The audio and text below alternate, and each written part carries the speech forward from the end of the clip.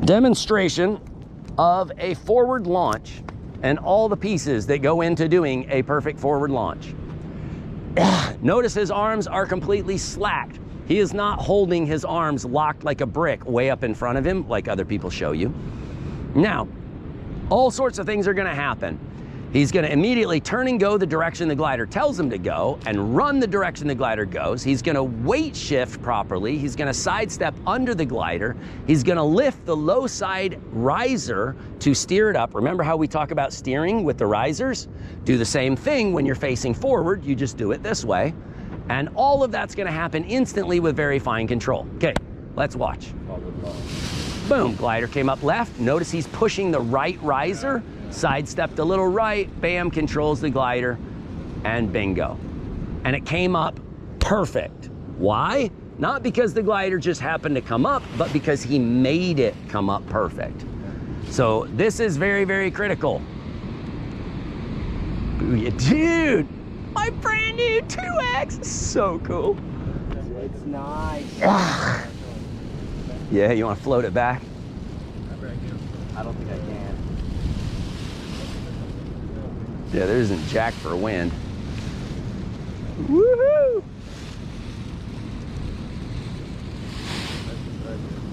Booyah!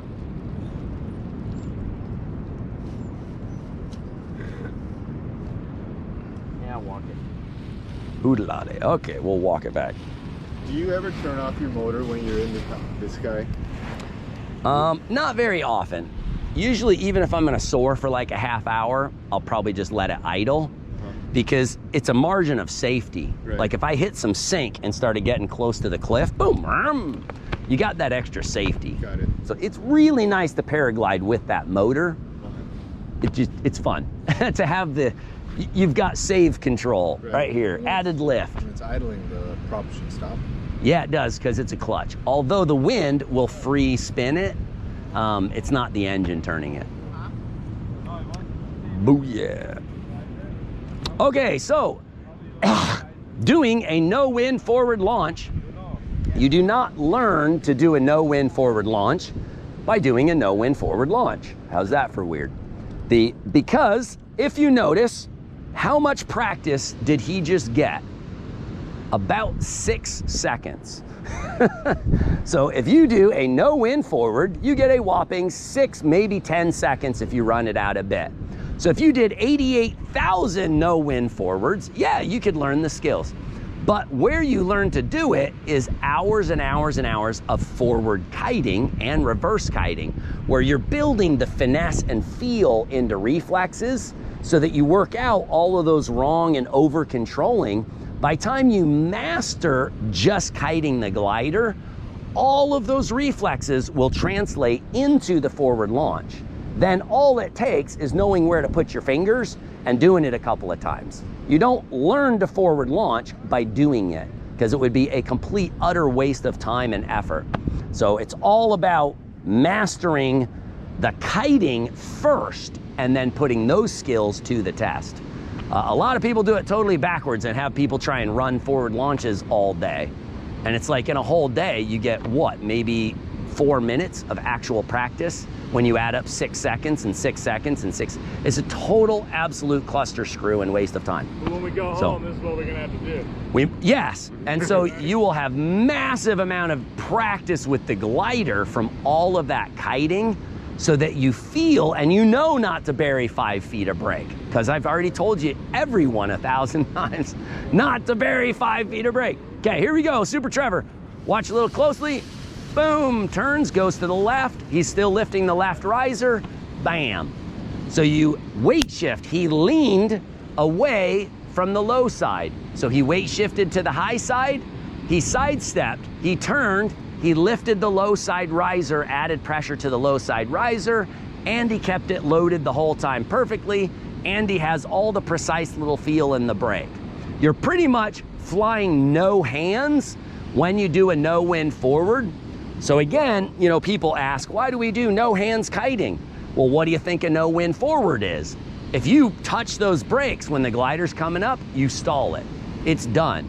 So that first run to get it up to 4 or 5 mile an hour of airspeed is done almost completely with no hands as you run. So you'll notice he doesn't even touch the brakes until the glider's literally flying. So here we go, we'll do it again. There are many, many little pieces to having actual glider control. Are you going to put it on the end? Probably should, yeah, because most people are not teaching this or literally teaching it wrong and backwards. What's the line that he has over his hands? That's your A. So he's gonna lift the A, but notice he's not gonna pull the A's, he's gonna let his arm relax. So watch how hard he pulls in the A's. Bam, he doesn't even hit them until the glider's on the way up. And then he lifted them, he didn't pull them. So very, very important, because if you pull A's, you will literally fold the glider in half like a taco. So it's incredibly important to feel and lift. And a lot of it is you're just having your fingers there so you know where the glider is, because your hands are on the risers. So if it's going left, you know to lift the left only and not continue to accelerate the right. Lift the low side. Booyah. And the no wind forward, especially at high altitude with a big guy, this is where the Dominator dominates, because you got the lightest, most efficient, incredibly easy to launch glider that builds the most possible lift at the lowest possible speed. So it allows you to launch the smallest possible size. I've got a student that weighs 250 pounds. He can still launch the extra small up in Heber at over 6,000 feet in dead zero wind. You know, if you change to a different glider, it would not physically be possible because it doesn't build lift at a low enough speed. And you can only physically run so fast with that much weight on your back. So with that weight, you're very limited how fast you can run. So the glider that produces the most lift at the lowest possible speed doesn't just make it possible, it makes it easy, which is why my kids can launch up in Utah in no wind. Okie dokie. This time, let's watch closely at his weight shift. So watch for his hips and for him to lean. Bam, notice he leaned a little to the left. You almost didn't even see it. Now he's leaning and pronouncing it. The finesse of glider control is so small. This is one reason you can't learn from looking. It's like watching Bruce Lee and thinking you know what he's doing. You don't understand what he's thinking. You don't know the focus. You don't know where the focus point and loading point is. Literally by just barely shifting his body 1 single inch makes the difference between bringing it up perfectly level and having to chase it down. And that 1 inch of weight shift prevented you from having to stuff the brake. If you stuff the brake, doing a no wind forward, bam, you spin or stall the glider. Like the guy over here, remember yesterday? He kept stalling his glider over and over. Again, it's that lack of feel. This time you saw him lean left and he sidestepped to the right. Without that weight shift, it would just change the whole dynamics. You can't just think you're gonna turn and sidestep. You need every single piece working in your favor to have the highest possible percentage of launch success. Booyah. If you search YouTube for paramotor student destroys Blackhawk, you can watch one of my brand new students take off piece of cake first try, then he has to land to help the Blackhawk instructor try to launch. And you see the Blackhawk instructor blow launch after launch after launch, just like this guy did, who is also an instructor. Same exact issue. They don't have the pieces.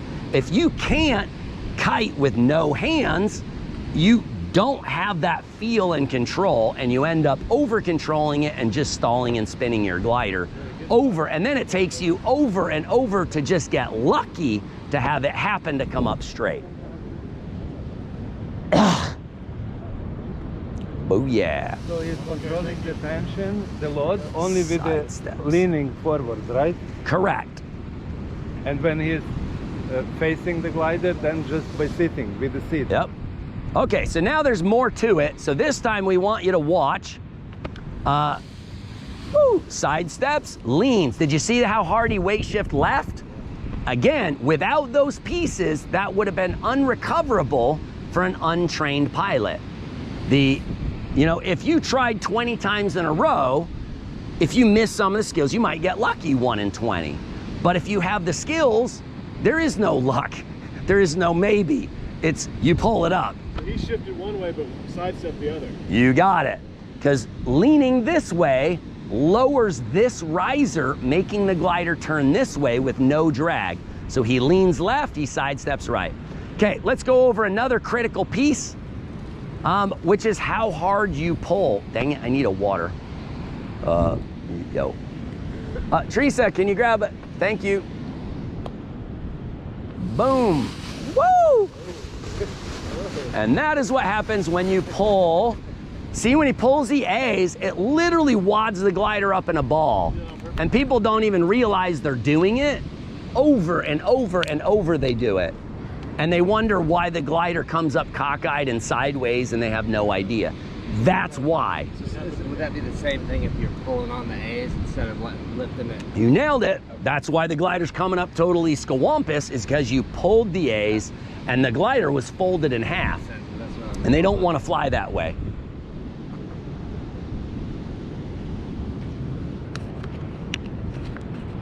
Okay, more pieces you don't see. Okay, Trevor, this time pull it up with the correct loading so you don't even have to touch the brakes to stop it above you. So watch, he's not even gonna hit the brakes. He just puts his hands on the brakes. Okay, do it again. Try not hit the brakes until you get moving. We're trying to do it short. So this is another one of those things you see but you don't see. If you just pull, bam, and he didn't need to, so he brought it up and it didn't overfly him, he didn't have to hit the brakes. If you just pull really hard the whole time, the glider shoots forward and tries to pass you and you have to bury the brakes. So how hard you pull is absolutely critical. What you do is you gotta pull quickly at first, like launching a paper airplane. You gotta get it flying, but then you feel how quickly it's coming up. If it's coming up too fast, you kind of slow down and ease off how hard you pull. Booyah, run baby, run. And again, even with a total scawampus one, it's a success because he makes it happen. Because it's Super Trevor and he has skill. There's a training video that Aviator PPG put out, and they have their 4 instructors try and do a run and jump, and you notice in the video 3 of them lost control and 1 is flapping when he got in the air, which is totally backwards. It's kind of goofy to see the inconsistency, and when the pieces aren't there, you simply don't have proper control of the glider. So for an instructor to be taking a collapse is just, they obviously don't have even the most basic skills. I mean, if you guys are taking collapses, we're literally not gonna put you in the air. So it's the guys that can pretty much kite all day without ever getting gift wrapped again. You know, because when you're new, you wadded the glider up all day. But by the time you get day 5, 6, 7, you're gonna get to the point where that just never happens, because you feel it try and overfly you. You feel the loading go light, boom, and you move and you brake and you stay out in front of it. And you just prevent it from collapsing. Same exact skill will be in the air. If you don't take collapses on the ground, the odds of taking a collapse in the air is extremely slim because the skill is identical. If you feel the glider try and overfly you, same thing, stuff brakes. And you run forward. How do you run forward in the sky? You hit the throttle. Your brain will actually translate running into throttle pushing. So when you feel the glider go in front of you, your natural reaction should be to hit brakes, add throttle to push yourself out in front of the glider. It's kind of interesting how all of that practice turns into reflexes you don't even realize you know. Very, very cool. Okie dokie. I'm tired. Yeah, all right, maybe one more. One more, let's see here. Well, we should probably back it up from here. Do it with no hands at all. So just leave the brakes snapped in and just run.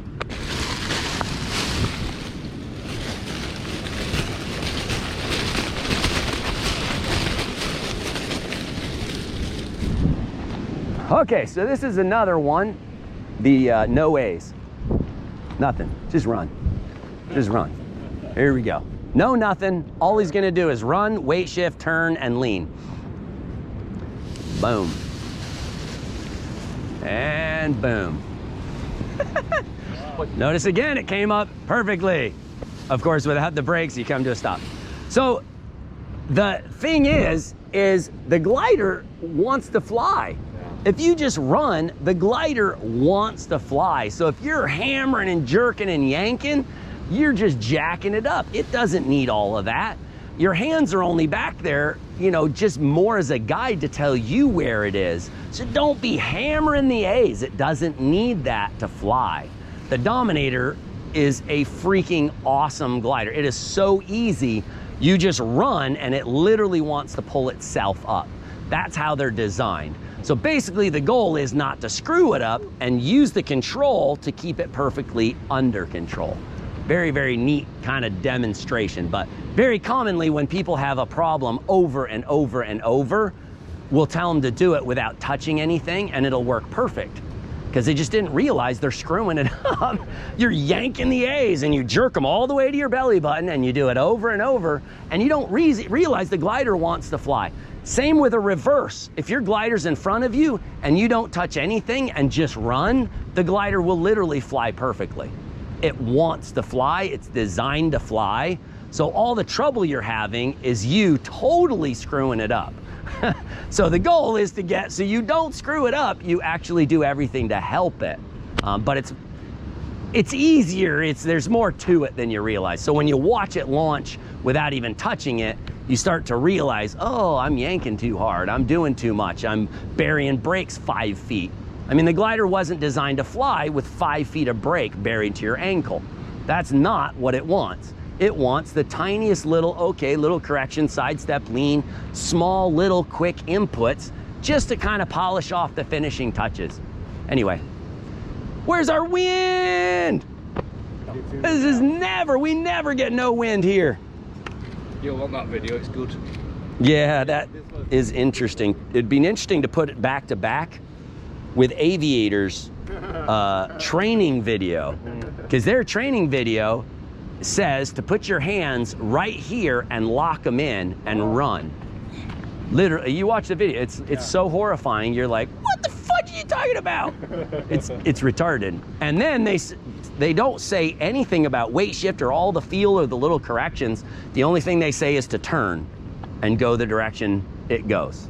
So basically you're getting two of the many pieces. It's just like a tiny little sliver of what you should have.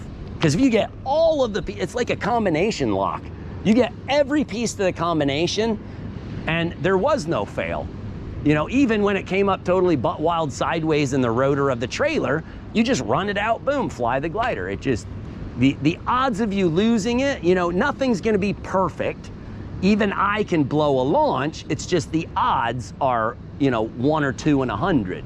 It just very, very slim. Because, you know, I could trip and fall in a hole, or the wind could switch direction and start blowing from the back, and yeah, that's gonna jack you up. But for the 98%, you're gonna nail it first try, every try. There is no fail because you simply have control. So that's the goal we're shooting for, and you guys should be dang close. Even by time you come out of super training, you should be 85% at least, and then very quickly with practice, you'll also get up to the 96, 97%. So well, I mean, I'm talking about your launch success. Even in no wind, you're gonna be very, very high, because we don't even let you fly until you can basically kite all day without losing control. So then there we go. And then when you put the motor on, everything goes out the window, but then very quickly with some experience, you do get back and start to realize, oh, okay, I got to remember and actually do what I was taught. So it's a simple process we see every time, which is kind of funny. But the guys that lost control, they knew what they were doing. They simply didn't do it. you know, they got distracted or didn't pay attention or just got too focused on something that didn't matter and missed something basically simple. But that's why they progress so quickly. And you take guys that get 530 flights.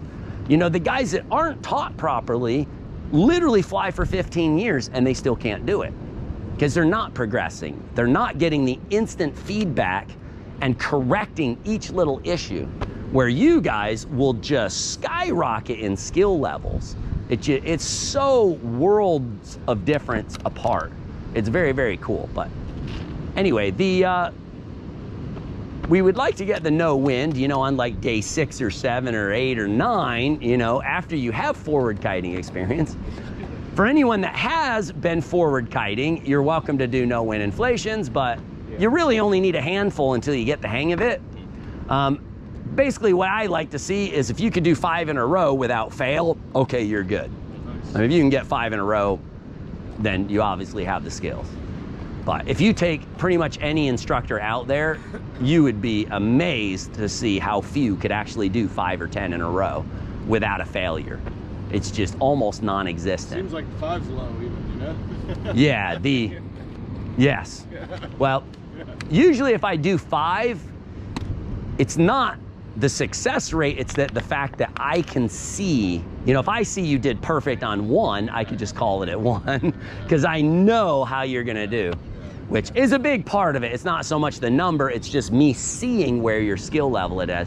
And even if you got 5 in a row, if you still suck, that it might not be enough because you got lucky.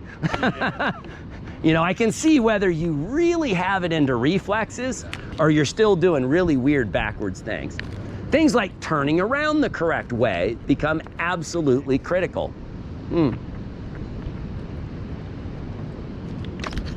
So this will be another big one when you start forward kiting. If you start losing the glider and it falls right, do not turn left because you put the lines right in the prop.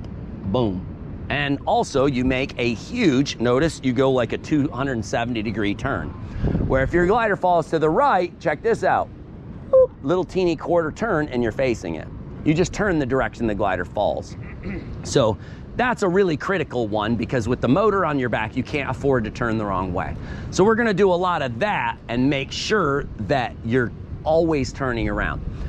Also, when you're forward kiting, if the glider ever falls to even a 45-degree angle, never try and correct it facing forward. Always turn around immediately. Because while you might be able to dink around with no motor on your back and go, oh, I got this, as soon as you put the weight of the motor and you start getting some wind and it's a huge glider, if it goes to a 45-degree angle, you already fell down by 20 degrees.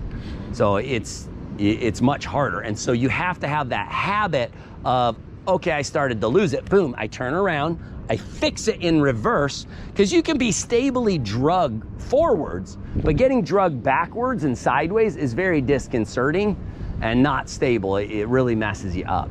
So it's really cool how it works. There's just so many pieces. You know, what can I say? I am awesome. And I don't say I'm the best in the world. Me, it's not about my ego. It's a critical thing for you. If I'm not, you don't want to train with me. Go train who is the best. But, you know, show me. It should be a simple process of who is the best, let's go to him. I mean, if I was an instructor and I wasn't the best, I would just go to the best until I did have their skill. I mean, it's not that hard.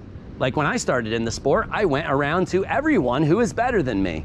If they were better than me and had obviously a very high level of skill, I went and I would train with them and learn everything I possibly could. And then, you know, pretty soon, over years and years of experience, when you finally get to the point where you realize your instructor is a moron, then you're really good. Think about that for a sec. So it's kind of funny. You know, you start surpassing people. You know, if you can quickly surpass the skill of your instructor sucked.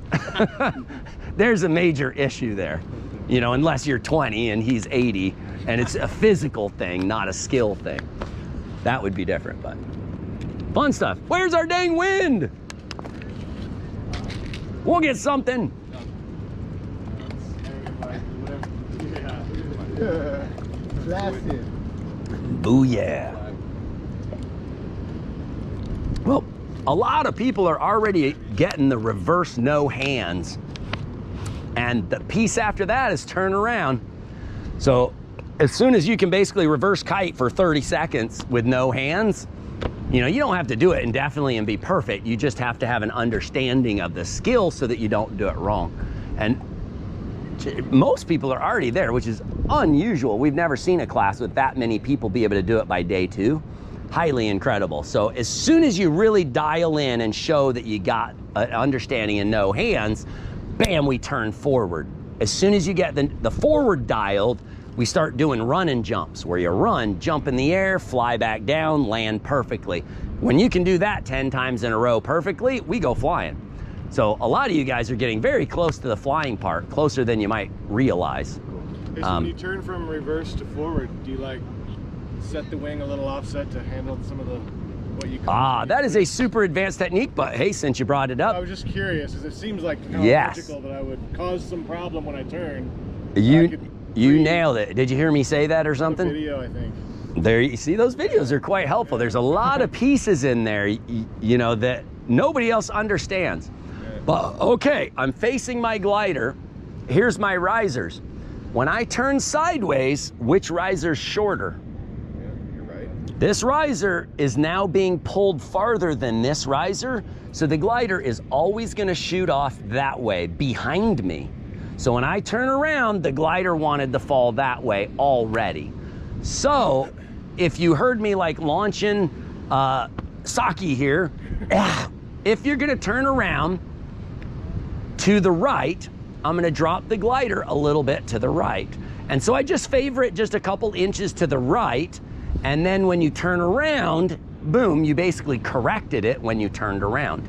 So it just kind of, you know, you're doing things in advance of an issue that doesn't need to become an issue.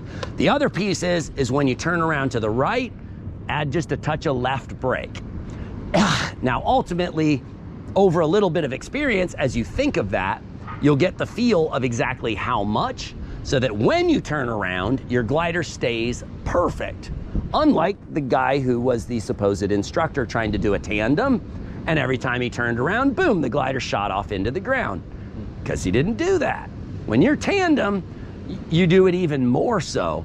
And really, I mean, we don't let you do tandem until you're freaking perfect. I mean, you gotta be beyond expert level so that there is no way in heck the glider's gonna oscillate like that. You get that glider up and you keep it up. Because if it goes like that in higher winds, it's gonna drag you right in your face with a passenger. And if you get drugged with a passenger, you are a retard. So don't do that. It looks really bad if you mess up tandem, because they trust their life to you. You're supposedly the expert tandem instructor. And if you pretend to be an expert when you're actually a moron, that is seriously dishonest and just not cool on any level. So make sure that you are dialed. It's kind of cool. Yes, sir. Does it make a huge difference which way you have the risers crossed? No, but yes. We've always favored the right side on top just for uniformity, but it doesn't really matter. And as a super, you're not really gonna be one-sided, because sometimes you remember, if the glider falls this way, I gotta turn this way. Yeah. If it falls that way, I'm gonna turn that way. So you're gonna get experience pulling it up either way. Doesn't really matter. It's just normally when you hook up, you're normally gonna hook to the right, just so you kind of have some uniformity. But Air 123 TW, you know, you should always check which side is on top before you turn. If the right side's on top, you're turning right. If the left side's on top, you're turning left. You don't really want to get to where you can't do it both ways. Now, if you have the right scenario, you would do it the other way. Let's say I want to launch on the side of a mountain, this side hill, and the wind is going that way, and I pull the wing up. Imagine trying to turn uphill and then all the way back downhill. So I'm gonna hook with the left riser on top, pull it up, and I'm gonna turn and go off the hill. So if you've got a slant, you know, this direction, you're gonna turn away from the hill. So you can use it to your advantage. But if you got level ground, it doesn't really matter, and you can kind of you know, standardized as always turning to the right. But ultimately, it doesn't matter. I had my sequence like here for the ride over in it, then I got swapped somehow. Yeah. And then I didn't know what I was Yep. I just the confusion here for me is still present. You know what I mean? Like Yeah. As you get more and more hours, you'll just get used to going back and forth. And then you'll quickly recognize, oh, hey, my left's on top, and you'll just flip around. Oop, no. And now you got it back that's to where what you did want. to me. I Yeah. didn't even think you could, yeah.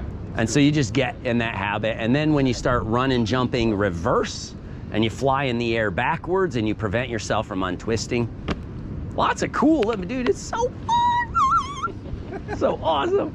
You get carried away. I mean, the better you get, the more fun it gets, because that skill just allows you to do things that are so cool and run and soar the sand dunes and jump off the sand dunes. You can literally like jump from this sand dune and land clear the heck down there.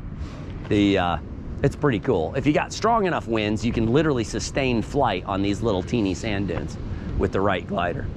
Kind of cool. I've even landed on every single pole you can see, including, see the super tall one? Yeah. I've landed on that. Come in with a motor, boop, land on the pole. Wah! Although that pole is so tall, it wobbles, which is really disconcerting. Whoa, whoa, and the whole pole's like wobbling on you. It's kind of funny. Bam! Brings me another question about free flying, as far as the size of your glider versus your weight, and Yeah. what's better for having a glider that's good for free flying, that could also be good for powered. Okay, so glider size, we were kind of talking to him about that earlier. All right, so most people will put you on a huge, gigantic, ridiculously too big glider, like a large for him that would be like 30 square meter. Even the extra large Dominator is only 29 square meter, but most people's large is 30 square meters, and their extra large is like 33 square meters. Now, if you have a 30 square meter glider for a 200-pound guy, you can only fly from about 9 miles an hour of wind to maybe 14, and because your glider only goes about 20. So in 20 mile an hour wind, you're pretty much parked, like he was saying. So you've got this narrow little window. Now, if you drop to an extra small, you're not going to be able to stay up in the same wind, so that 9 mile an hour wind is just below you. You're going to need about 10 and a half, maybe 11. So it's not that far off. You just need a tiny bit more wind at the low end, but then you get clear up to 25, 30 mile an hour wind at the top end. So if you have a smaller glider, there's only a very small window where the guys with the huge gliders can fly and you can't.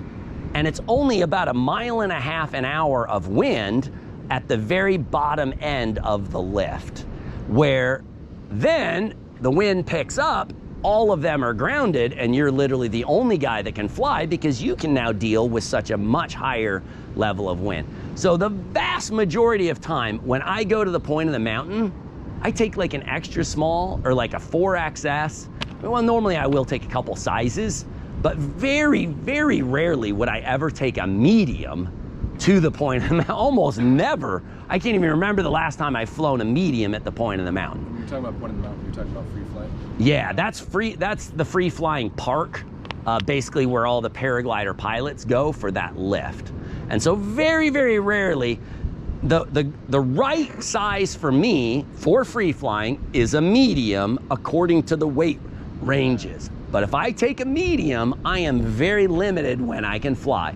Plus, when you get up on a medium, it handles like a pig compared to an extra small. So it's like taking your bus to go have fun instead of your Porsche. So I'm gonna have a lot more fun on the extra, extra small after I get up. So the amount of lift, it's not like 90% of the lift is 9.2 miles an hour. If it was, then okay, you're better on the large, because then you've got 90% of the time where the large will stay up and the extra small won't. In reality, 94% of the time, the extra small can stay up just as well at the same time as the large, but you've got a bigger margin for higher winds. So almost every time I go fly at the point, everyone else has to land and go home, and I'm flying for hours because I can still fly by, 9:30, everybody's done. And I'm still up there 10, 11, 12. I get till I'm tired because I can fly all day. I can fly anytime I want.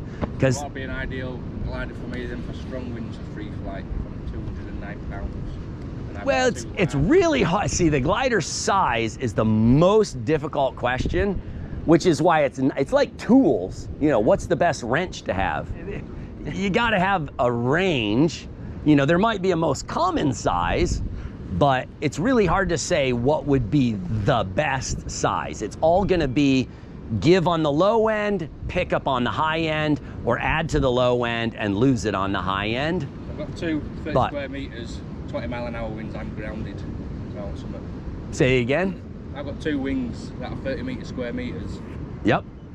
And at 20, you're done. I'm done, yeah. Yeah, you're parked. Yep. So a glider like a small, first of all, a large Dominator will blow away the gliders that you have. For one reason, your large is probably a 30. Yeah. The large Dominator is 27. So there's a big size difference. The Dominator is really cool because it gets the same safety certification with less cloth. So you're getting the safety on a smaller glider, so you get more performance, but the glide ratio is actually better. There's very few gliders that will outglide the Dominator, even in a smaller or a larger size. So 210 pounds. Well, do you want to fly it with a motor as well, or just paragliding? What would be your majority focus? Where I am, it's all hills and airspace is so restricted in England where I live. It'll be mainly free flight. Mainly free flying. Yeah. Okay, so 210 pounds. If you got just one. Winds and all, which is like 20 up to 30 mile an hour, and that's what Yeah. So I'd like to go out in them conditions. It's tricky to pick just one. I'd say get a medium and then get like an extra small. And then get a 4XS. All three. So that when you got the 20-mile-an-hour winds, you can kind of fly that medium or even the extra small. And when you get a little more wind, then you could do the extra small or even the 4XS. There's the guy with a garage full of wings. Yeah. So Conclusion for extra small. see, you already have two wings. Yeah. Nobody has just one wing for paragliding. You always end up with like 3-4 wings. Yeah. The problem is you end up with two wings that are the same 30 square meters, waste of time, because everybody's like, oh, you gotta be in the weight range. Nah. And so if you would have got the medium and the extra small and the 4X, now you could go out whatever the freak you want. If you got higher winds, just grab a smaller glider. And you can pretty much fly whenever the heck you want. Because almost nothing, not even a gust front, is gonna overpower a 4X or a 5X. Yeah, I mean, I've been out here in 26 to 40 mile an hour winds. Did you see all that video on the 5XS, which is 14 square meters? And I'm literally jumping from the ground, and in one jump, I land on top of the trailer. Because there's lifting air going up and over the trailer, and it's so efficient. I mean, it is incredible what you can do. Where everybody else, they can't fly, they can't pull it out in that. Again, remember, this guy who acts as an instructor went to the hospital in 12 mile an hour winds. 12 mile an hour winds, and he tried to kite, and he got slammed over the sand dune and bashed in and broke his ribs and went to the hospital. 12 mile an hour winds. So, and we're standing on the trailer with 1 foot and 25, 30 plus. So it's all about having the right glider size, but you got to have the skills for it. So maybe the first wing would be like a medium, and then the second maybe an extra small. It's like there's also kind of two different principles. If you can only afford one wing, well, let's put it in the middle. Maybe just get a small. Yeah, and then, but if you could afford 2 wings, maybe go for a medium and an extra small. And if you can afford 3 wings, medium, extra small, 4XS, or even 5XS. So you got all the bases covered. So you kind of have to decide whether you can afford a couple wings right up front, or if you're gonna have to wait a year to get another wing. Something like that. Kind of cool. But when we go to the point, if we take like 3 different sizes, we can pretty much fly whenever the heck we want while nobody else can. You'll see a lot of videos where we're flying the point and we're literally the only ones flying. because nobody else can fly in those conditions. Now, some guys will have speed gliders, and we get to laugh at them too, because a speed glider, while it can be faster, it has a horrible glide ratio. So even though they got high winds, they can deal with the winds, but they can't stay up because they're sinking way too fast. Where the 4XS Dominator is faster than a speed glider and has 4 times the glide ratio. So not only can you beat the speed, but you're still soaring incredibly well on that glider because it's so efficient and fast. You get both efficiency and speed. You don't want one without the other, unless you're trying to fly down a mountain and you want to sink like a brick, which is what speed gliders are made for, so that you could fly down a ski slope and not glide. So you could literally stay in a foot drag on the mountain all the way down and fly pretty much straight down. So they're designed to sink like a brick. That's what they're made for. They're not made to glide, because if you launch the 4XS Dominator, you'd glide right away from the hill instantly because it glides so well.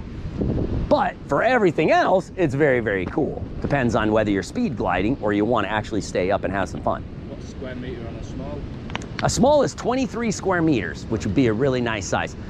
If you saw my Caribbean video, where I went on the Caribbean cruise and then flew on every Caribbean island, I took a small. So I only had limited luggage, so I could only take one glider. And so I, at 185 pounds, took a small as the only glider I took with me. That was my primary size. Yep, and I flew literally on every single Caribbean island. I would rent a taxi, like a personal driver. I'm like, I'll give you 200 bucks for the whole day. You're just my guy. And I would drive the whole dang island and try all sorts of different sites until we found a site that we could paraglide from. And then I would soar. Some of the islands I did only get a sled ride because they just didn't have any lift. But several I found and I was able to soar. St. Kitts, I literally soared just awesome. I launched from and just went right up. And then like St. Thomas, there's one where I literally launched from a little tiny parking lot and jump over a 5-foot railing and never touch it. I literally hit the lift and it just lifted me right up and I went right through 2 trees at the same time. So cool. But anyway, I took a small. It's the size you pick is so tricky to say just one, because it's just, you know, it's picking how much wind and options. But a small will let you get a very wide range of conditions. Won't be quite as good at the high end of wind, and it won't be quite as good at the very low end, but it'll give you a very wide range in the middle. Yo. I think it's time to call it. And go flying? We can either go flying, go back to the condo, rest. I mean, the best thing to do is to pack up all the gear, because as soon as we pack up the gear, the wind will pick up. I think so. So that's the way it works. Okay. So You want to go home with it? I'm gonna be spending a lot of time kiting and practicing. Maybe doing some free flying real low. I'm thinking starting with small. Yep. Be a good one. I'm 170 pounds. No problem. Or maybe even a 1X. Yep. Done. Yeah. I'm making note. Because then I'd still be able to use that wing once I get a motor. Correct. No problem at all. Yeah. Yep. The yeah, maybe a 1X. I really like to err on the side of too small. I would much rather sink out than get blown over the back of the cliff. You don't lose any safety by doing the. Because why do they even talk about range? There's no downside to the small glider other than sinking out. Because if you don't have quite enough lift, okay, you sank out and you couldn't fly. The nightmare is getting blown backwards when the wind picks up and you get chucked over the back of the mountain and end up in the rotor. That is a horrible nightmare that if you do that once, you're never gonna wanna fly that huge glider again. And you'll understand why I'm so, stressful about, hey, smaller. That makes sense. Smaller's better. And with a motor, we make our own lift, so we don't really care near as much. And probably the vast majority, I fly an extra small, the 2X. Being new, if I was going to tell you I was 100% motor for my first wing, Then we still might take a small, Really? maybe a small. We'll want to go as small as we can within your skill level. Let's say at the class, we get you flying, say, a 4XS here. Well, this is here at the beach. If you go back to Utah in 0, you'd probably want to bump to maybe a small at the smallest. So small or medium if we can get the skill level there. If not, we'll be large or extra large. So, oh yeah. Smaller is it's just so much more fun. Like a large is just a boaty tank. After you've flown an extra small that's like a race car, the big glider is just floaty boaty, and it gets old pretty quickly. So like, you know, if I wanted to sell gliders, I'd go, oh yeah, you need to get the extra large, because 4 months later you'd be buying the next small size. So if I've been kiting that small, if I sell you the small, I know you're not going to buy another glider for quite a while. I've been kiting that small, so you're saying it would be much slower movements to kite a bigger one out here? Oh, way, yeah. It's just faster. Now here is where it gets really weird. When you go to launch in 0 wind up in Utah, the extra small is easier to launch than the extra large. That is highly unknown. People don't know that. The extra large is so much heavier and has so much more drag. It's like, raw, you're running as hard as you can to get it up. And then the roll rate is so slow. Like you saw Trevor, this was a 2X. He goes, boop, whap, makes one tiny correction and it shoots above him. If that was an extra large, it'd have gone, and it'd have taken him like 4 seconds to correct it. So yeah, so the only drawback to the extra small is that you gotta run 1 extra step, which is nothing. It's like whoop-de-doo. So we gotta run, you know, that much farther and take an extra step. That's effortless compared to all the effort it takes to pull it up and get it under control. So it's actually physically easier and more fun to launch the smaller sizes in zip wind. Kind of interesting. Yeah, but that's if you have the skill for it. A little counterintuitive, but yeah. Yep. Yeah, the other weird thing nobody in the sport knows is that the Dominator will outglide a race glider, competition glider, which that is really weird. If you take an EOS comp glider, which I have one, they're rated at a 12-to-1 glide ratio. Totally uncertified glider meant for free flying competitions, maximizing and having the lowest possible sink rate. Well, if you take a medium EOS and a medium Dominator, climb up 2,000 feet and shut your motors off, the EOS will destroy the Dominator, and the Dominator will sink right away from it and just blow it away. The glide is, it's amazing how well it glides. But if you take an extra small EOS and an extra small Dominator and load it up, the Dominator will beat it. That's why I set the world speed record on a Dominator, not an EOS. So the super high aspect ratio wing, while it produces more lift at a light wing loading, they're nowhere near as efficient at a high wing loading. It does not turn weight into speed like the Dominator does. And since we all want to fly extra smalls, it makes way more sense to fly the Dominator than it does the EOS. Because while the EOS is totally uncertified death trap, the Dominator's as safe as it gets and has more performance than the EOS. But that's only true as you start loading it up. If you're gonna fly big gliders, you know, with just a free flying harness, well, that's totally different. So it's kind of interesting because people have no concept because nobody's ever done it. I'm the only one that's taken an EOS and started putting in 44 mag cases of ammo in my luggage bag until I had 108 pounds of extra weight and then tried to fly it. And on your full-size EOS, you almost can't stay in the air. It's so inefficient. You're full throttle and you can't hardly stay in the air. I can fly the freaking 5XS Dominator with the same weight, and it's just not even a challenge. And I can fly the 2X at full speed bar, which gave me 51 miles an hour, max speed, which, yeah, maximum speed is fun to check because that tells you where the real characteristic is. If you just compare mediums, you have no clue what you're actually getting.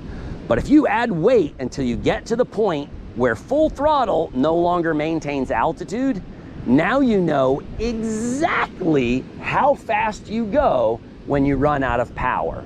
That tells you which glider is going to be the fastest and which is the most efficient. And unless you measure that maximum, you have no idea which glider is actually better. If you just measure them at trim speed, it's stupid. Like there's this liar out there trying to say his glider, oh, it's faster. And he's right, but he's a moron. If you take two gliders, put them side by side and race them at trim speed, the Dominator's supposed to be slower. You don't want your high speed at the low end. You want the glider as slow as possible at the low end. You want your speed at the high end. The reason the Dominator's so easy to launch is because it builds lift at the lowest possible speed. So it would be stupid to try and race gliders at trim speed, because in reality, you want the slower glider. You want the glider that's designed for the easiest launch. Then you race them at maximum speed, and now you know where the technology is. Because the doggy heavy glider with the fat lines has so much drag, it's not gonna make that max speed, and it won't fly at a slowest speed.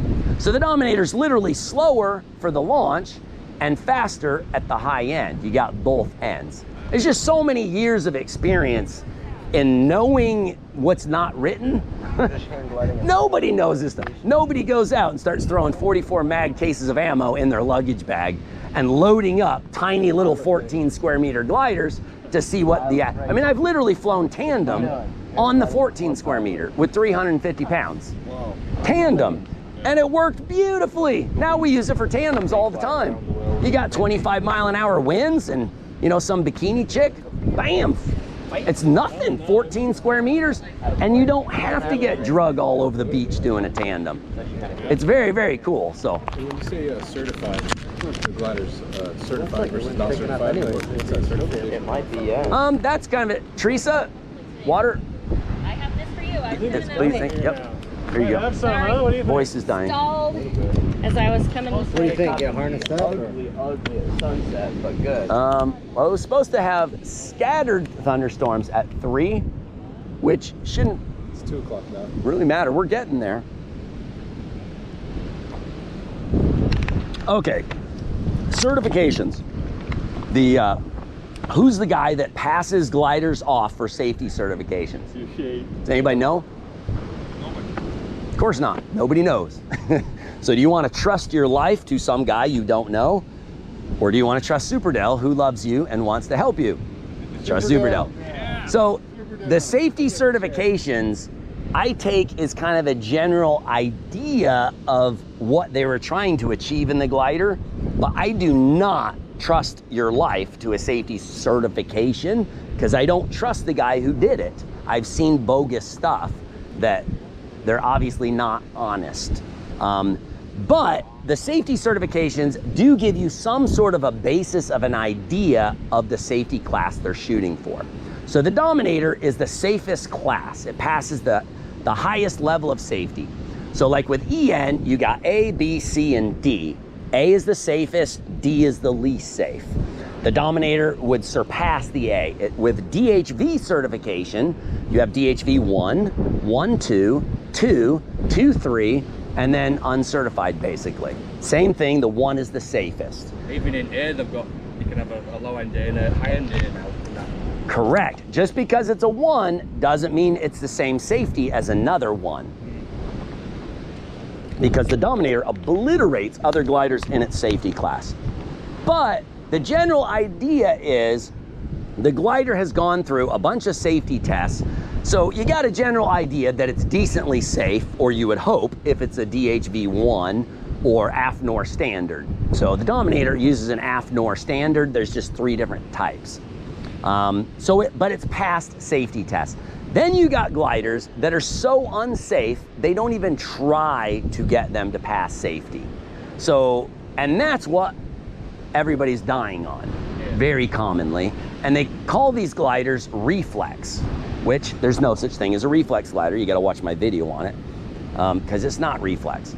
But they literally can't pass And so they don't even try to get any safety certifications, other than sometimes they try and scam you. What they'll do is they'll have it pass safety, like a ENC rating with the trims all the way closed, but they don't tell you if you let the trims up even 1.5 inches, all the safety goes out the window and it tries to kill you. So like I took the Paramania Revo, which was one of their Hoaxflex gliders, took it out with the trims down, yanked an asymmetric collapse, and it dove about a 180, but it recovered. That's about an ENC rating. Then I let the trims up just a little bit, 1.5 inches, yanked the same asymmetric collapse. The glider did a backflip 180 and locked into a spiral straight at the ground. So it is a totally uncertified class death trap, can't pass any level of safety certifications. That went thousands of feet But- up when you tested. Yeah, luckily I was at like 3,000 feet because it took me over 1,000 feet to recover. So if you took a collapse on one of those, like a guy just died, he took a collapse at 500 feet and they couldn't, his friends couldn't even identify the body. 500 feet and it still didn't recover. They just take forever. And like Paramania's own team pilot, 150 feet and took just a very simple collapse, boom, dead, died, didn't even open in 150 feet. Can't pass any level. So those are the gliders that can't pass any level of safety certifications, which you know straight off is not really a good idea to fly because they're not even trying to get, you know, an ENA rating, if you see what I'm saying. But then there's more to it. I mean, this is quite the subject. Sorry to talk your ear off, but now most glider companies, it costs about $10,000 per size to have them safety tested. So each size they have tested is another $10,000. So the vast majority of companies only test their small, medium, and large, and they don't bother because the other sizes, you know, are gonna be fairly close. They're not certified, but it's not like a totally uncertified glider that, you know, they know won't pass anything. So like the Dominator is just like most any other company. They've only actually certified the small, medium, and large. But realistically, the other sizes are just the same glider, so you know they're gonna be close. But then I do all the testing myself. So you can even watch the video where I'm safety testing the 5XS, which is only 14 square meter. And that is one thing that's insane about the Dominator, is the 14 square meter still reacts like it's an ENA glider. It's kind of retarded. You yank an asymmetric, boom, it just pops right out and just keeps on flying. And so I personally do the safety tests because I don't trust my life or anyone else's life to a glider that I haven't personally tested. So there's gliders that are certified, and there's gliders that are totally uncertified, as I would call it, because you know they can't pass anything. And then there's gliders that are not technically certified, but it doesn't mean they're unsafe. They're still based on a certified glider, if that makes sense. So personally, I would rather have the glider that I have tested the crap out of it and I know it's safe, even if it's a different size of a certified glider that isn't technically certified. So it's like, they're certified, okay, I can appreciate that, but then there's gliders that are so safe, I don't care that they haven't technically passed the certification in that specific size. I personally put my own kids on it because it's safer. Because you take an ENA glider like an Ozone, which again is on video. I yank the asymmetric collapse and it pops out, you know, before turning 90 degrees. Passes certification. What they didn't tell you is it drops like a brick and took to recover and fell so fast that not even full throttle on a flat top Ninja could keep it in the air. So a large Ozone Indy, large, 30 square meter, you take an asymmetric collapse and hold that collapse, it is sinking so fast that even full throttle on the Ninja, you are dropping like a brick. You are just rocking out of the sky. You literally can't stay in the sky full throttle because it is falling so fast, even with half of its glider still open. You do the exact same thing on an extra small Dominator, yank the exact same asymmetric collapse, And literally you just add a touch of throttle and you keep flying straight and level. And you do that, if you just yank it and let it go, you literally don't even lose altitude. It's ridiculous. Like it's so much safer than another glider in the same class. I mean, there's a reason I put my kids on it. If your glider drops 60 feet to recover from a collapse, and you take that collapse under 60 feet, it could very well kill you, even though it's ENA.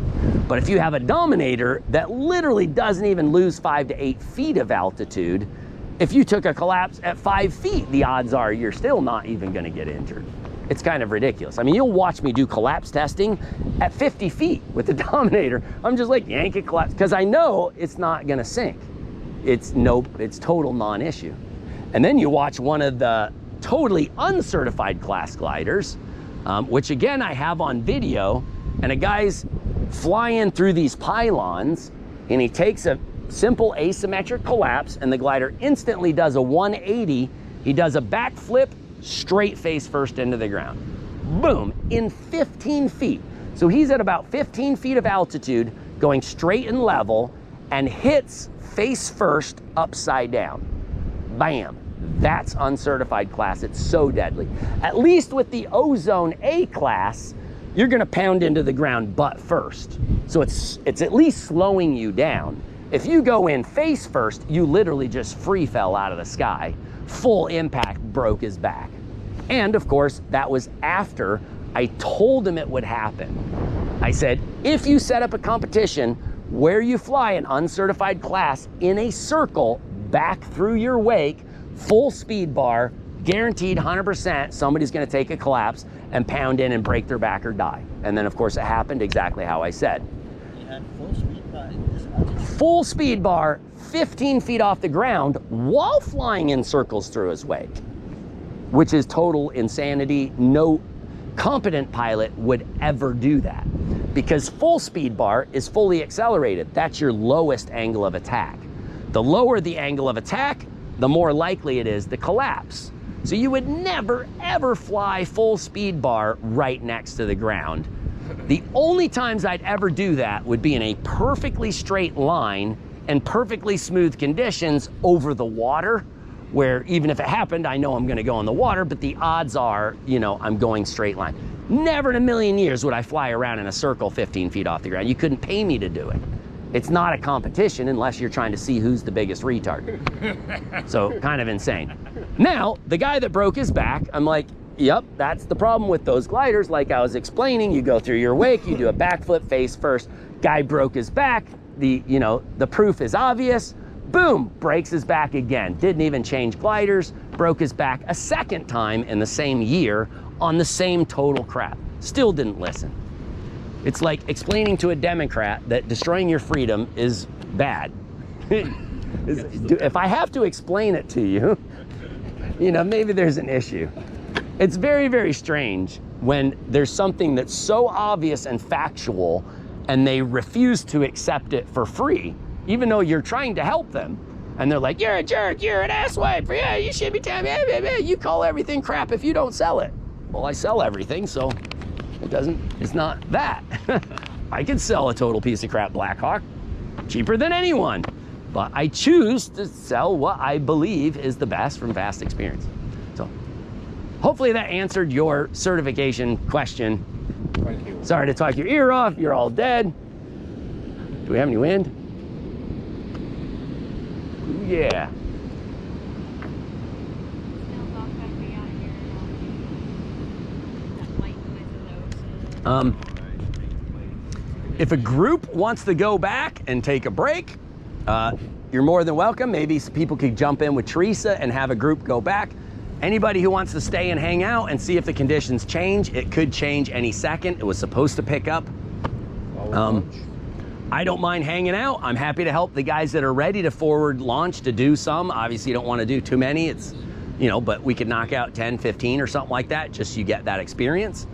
But you guys, it's up to you. Personally, I don't mind hanging out because if we get a piece, it might be the only piece that we get. And so I want to make sure we try and get as much as we can. But if it does change, we can also tell you and tell you to come back. up to you what you guys want to do. The guys that are ready to forward, you know, again, that really shouldn't take us more than an hour. But you guys that have been to that point, like Jimmy or Brian or James, James, you're not James. Where's my phone? What's your name? Tony. What? Tony. Tony, duh. Tony the Tiger. Tony the Tiger. Got it. See? Names. Anyway, like some of you guys and Miguel, anyone who's already done some forward kiting, if you want to stay and just do some inflations, we can do that right now if you want. And if you guys want to watch, you can watch, or totally up to you, whatever you want to do. But for those guys that want to do some forward inflations just to get some experience, let's do it. Because we very rarely get no win, so we might as well take advantage of it. Although we don't want to do too much because you are working your butt off. Anybody who wants to go back, just let me know. I'll take you back whenever. Yep. No problem. Even if it's a kiting day and there's wind and you need to go back for some reason or whatever, just let me know. Booyah!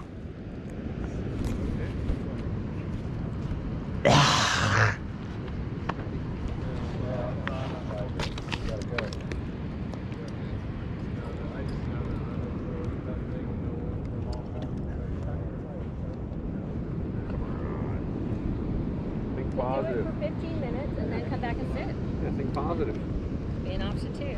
So. Booyah.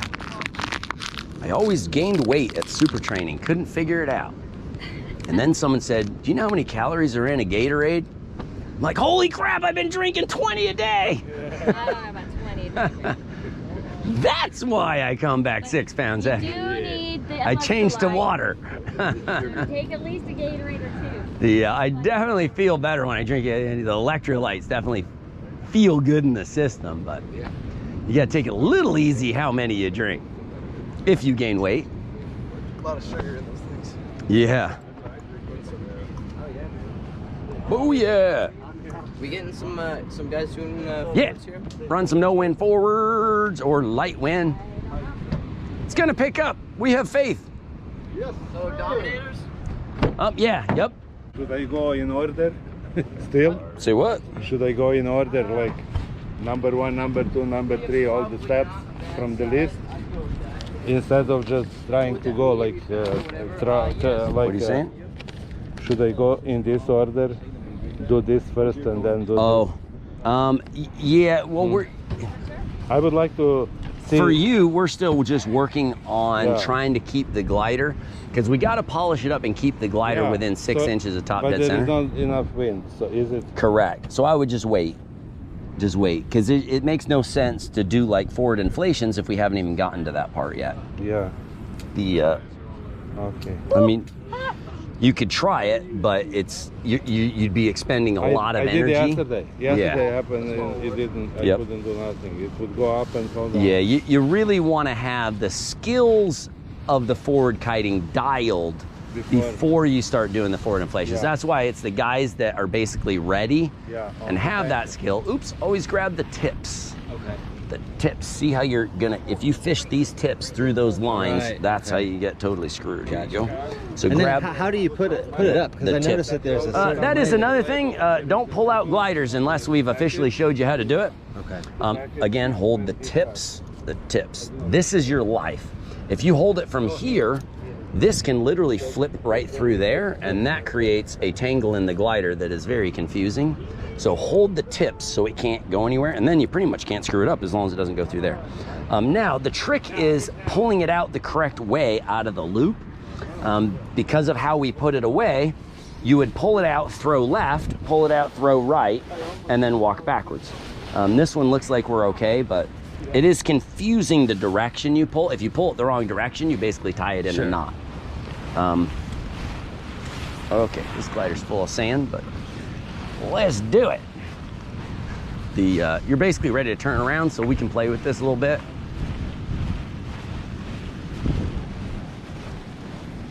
Hoorah! We really want to dump sand out of this, especially for light wind forwards, because pulling up a 40-pound glider doesn't work very well. But to dump sand out, you really want wind or a cleaner surface.